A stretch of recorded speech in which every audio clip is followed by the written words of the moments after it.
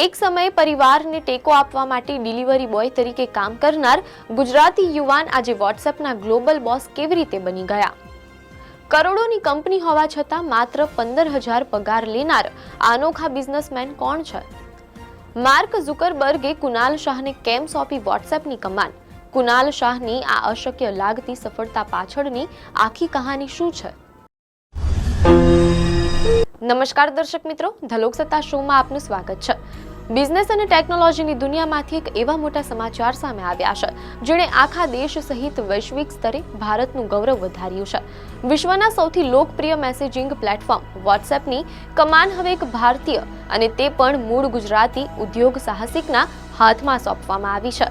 Media અહેવાલોમાંથી પ્રાપ્ત માહિતી મુજબ દુનિયાની દિગ્ગજ ટેક કંપની મેટા પ્લેટફોર્મ્સે જાહેરાત કરી છે કે ભારતીય ફિનટેક સ્ટાર્ટઅપ ક્રેડના સ્થાપક કુનાલ શાહ હવે વોટ્સએપના નવા ગ્લોબલ હેડ એટલે કે પ્રમુખ તરીકેની જવાબદારી સંભાળશે. છેલ્લા 7 વર્ષથી વોટ્સએપના પ્રમુખ તરીકે કાર્યરત વિલ કેથકાર્ટે પોતાના પદ પરથી હટી જવાનો નિર્ણય કર્યો છે. કેથકાર્ટે સોશિયલ મીડિયા પર આ અંગે માહિતી આપતા સ્પષ્ટ કર્યું હતું કે આ પ્લેટફોર્મ અત્યાર સુધીની સૌથી મજબૂત સ્થિતિમાં છે, પરંતુ છતાં પાછળ હટવાનો આ યોગ્ય સમય લાગી રહ્યો છે. જો કે તેઓ મેટા કંપનીના નેતૃત્વમાં પોતાની અન્ય ભૂમિકાઓ ભજવતા રહેશે. જ્યારે વોટ્સએપના ગ્લોબલ બિઝનેસની સંપૂર્ણ જવાબદારી હવે કુનાલ શાહના શિરે રહેશે. આ ઐતિહાસિક નિમણૂકની સાથે જ એક મોટો બિઝનેસ સોદો પણ સામે આવ્યો છે. અહેવાલોમાંથી પ્રાપ્ત માહિતી મુજબ વોટ્સએપની પેરેન્ટ કંપની મેટા દ્વારા કુનાલ શાહની કંપની ક્રેડમાં લગભગ $90 કરોડ એટલે કે આશરે 8,550 કરોડ રૂપિયાનું મોટું રોકાણ કરવામાં આવશે. જો કે કુનાલ શાહે સોશિયલ મીડિયા પ્લેટફોર્મ એક્સ પર સ્પષ્ટતા કરી છે કે મેટા પાસે માત્ર માઇનોરિટી સ્ટેક રહેશે અને તેને ક્રેડના સભ્યોના પર્સનલ ડેટાનું કોઈ એક્સેસ મળશે નહીં. કુનાલ શાહ હવે પોતે સ્થાપેલી કંપનીના રોજિંદા ઓપરેશન્સમાંથી બહાર નીકળીને વોટ્સએપના અબજો યુઝર્સના ગ્લોબલ નેટવર્કને હેન્ડલ કરવા માટે અમેરિકા શિફ્ટ થશે. મેટાના ચીફ એક્ઝિક્યુટિવ ઓફિસર માર્ક ઝુકરબર્ગે કુનાલ શાહની ક્ષમતા પર સંપૂર્ણ ભરોસો વ્યક્ત કર્યો છે. મીડિયા અહેવાલો અનુસાર ઝુકરબર્ગે કુનાલના વખાણ કરતા જણાવ્યું છે કે કુનાલે ક્રેડ સાથે મળીને ભારતની સૌથી મહત્વપૂર્ણ પ્રૌદ્યોગિકી કંપનીઓમાંથી એકનું નિર્માણ કર્યું છે. તેમણે ઉમેર્યું કે શાહ પાસે એક બિલ્ડર મેન્ટાલિટી અને વૈશ્વિક દ્રષ્ટિકોણ છે જે વિશ્વની સૌથી મોટી મેસેજિંગ એપ ચલાવવામાં ખૂબ મદદરૂપ સાબિત થશે. હાલમાં વોટ્સએપ દુનિયાભરમાં અંદાજે 3.3 અબજ જેટલા મંથલી એક્ટિવ યુઝર્સ ધરાવે છે, જેમાંથી એકલા ભારતમાં જ તેના લગભગ 85.3 કરોડ જેટલા વપરાશકર્તાઓ છે. પરંતુ મિત્રો, સફળતાના આ શિખરે પહોંચનારા કુનાલ શાહની વાર્તા કોઈ ફિલ્મી પટકથાથી કમ નથી. મૂળ ગુજરાતી પરિવારમાં જન્મેલા કુનાલ શાહનો ઉછેર અને શિક્ષણ મુંબઈમાં થયું હતું. મીડિયાના અહેવાલોમાંથી પ્રાપ્ત માહિતી મુજબ એક સમય એવો હતો જ્યારે તેમનો પરિવાર ભીષણ નાણાકીય કટોકટીમાંથી પસાર થઈ રહ્યો હતો. તે કપરા સમયમાં કુનાલ શાહે પોતાના પરિવારને ટેકો આપવા માટે ડિલિવરી બોય અને ડેટા એન્ટ્રી ઓપરેટર તરીકે પણ નાની ઉંમરે કામ કરવું પડ્યું હતું.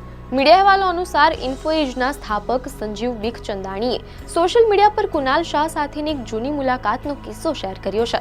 તેમણે લખ્યું કે સામાન્ય રીતે સ્ટાર્ટઅપના ફાઉન્ડર્સ IIT કે IIM જેવા પ્રતિષ્ઠિત સંસ્થાનોમાંથી આવતા હોય છે, પરંતુ કુનાલ શાહ આ બધાથી અલગ છે કારણ કે તેમણે મુંબઈની વિલ્સન કોલેજમાંથી ફિલોસોફી વિષયમાં ગ્રેજ્યુએશન કર્યું છે. જ્યારે સંજીવ બિખચંદાણીએ તેમને પૂછ્યું કે તમે ફિલોસોફી કેમ ભણ્યા? શું 12મા ધોરણમાં માર્ક્સ ઓછા હતા કે પછી આ વિષયમાં રસ હતો? ત્યારે કુનાલ શાહે ખૂબ જ હૃદયસ્પર્શી જવાબ આપ્યો. તેમણે કહ્યું હતું કે પરિવાર આર્થિક મુશ્કેલીમાં હોવાથી તેઓ દિવસ દરમિયાન ફૂલ ટાઈમ ડેટા એન્ટ્રી અને ડિલિવરીનું કામ કરતા હતા અને ફિલોસોફી એકમાત્ર એવો વિષય હતો જેના ક્લાસ સવારે 8 થી 10 વાગ્યાના વહેલા સમયમાં ચાલતા હતા, જેથી તેઓ કામની સાથે સાથે ભણી શકે. આ સંઘર્ષને સલામ કરતા બિખચંદાણીની આ પોસ્ટ અત્યારે ભારે વાયરલ થઈ રહી છે. કુનાલ શાહે વર્ષ 2023માં પોતાની એક જૂની યાદ શેર કરતા લખ્યું હતું કે બાળપણમાં તેમને પતંગો ઉડાવવાનો ભારે શોખ હતો, પરંતુ નવા પતંગ ખરીદવાના પૈસા ન હોવાથી તેઓ 2-3 મહિના સુધી બીજાના કપાયેલા પતંગો પકડતા હતા. તેઓ પતંગને આકાશમાં અમુક ઊંચાઈ સુધી લઈ જઈને ફરી પાછા સાચવીને ઉતારી લેતા જેથી તે ફાટી ન જાય, જેના કારણે આસપાસના લોકો તેમને રમૂજમાં ટેસ્ટર કહેતા હતા.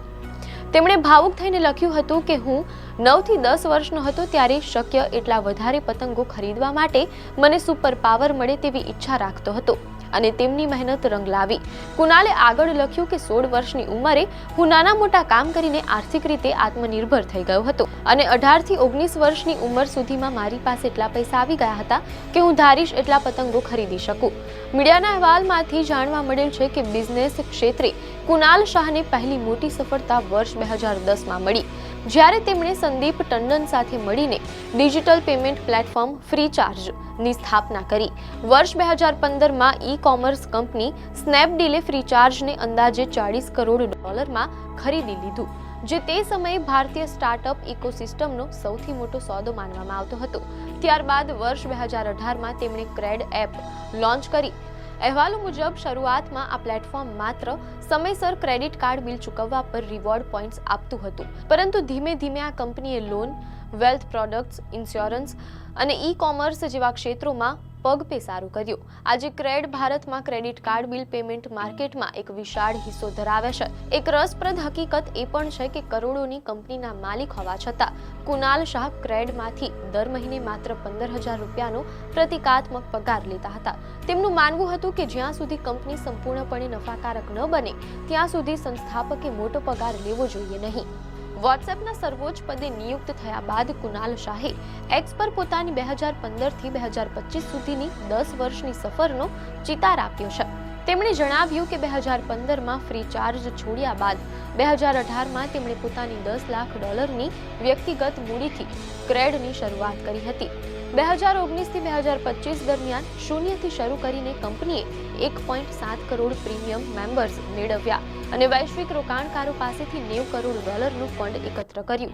પોતાના નવા પદ અંગે ઉત્સાહ વ્યક્ત કરતા કુનાલ શાહે જણાવ્યું છે, વોટ્સએપ આજે ભલે ખૂબ આગળ વધી ગયું હોય, પરંતુ વર્તમાન સ્થિતિ અને તેની વાસ્તવિક ક્ષમતા વચ્ચે હજી પણ ઘણો મોટો તફાવત છે. તેઓ વોટ્સએપને આગામી ઊંચાઈ પર લઈ જવા માટે માર્ક ઝુકરબર્ગ અને મેટાની લીડરશિપ ટીમ સાથે કામ કરવા ઉત્સુક છે. એક સામાન્ય ડિલિવરી બોય તરીકે કામ શરૂ કરનાર ભારતીય યુવાન આજે વિશ્વની સૌથી મોટી કમ્યુનિકેશન એપનો ગ્લોબલ બોસ બનવા જઈ રહ્યો છે, જે દેશના લાખો યુવાનો માટે એક નવી પ્રેરણા સમાન છે. આપને માહિતી સારી લાગી હોય તો વિડીયોને લાઈક અને શેર કરજો, ચેનલને સબસ્ક્રાઇબ કરજો.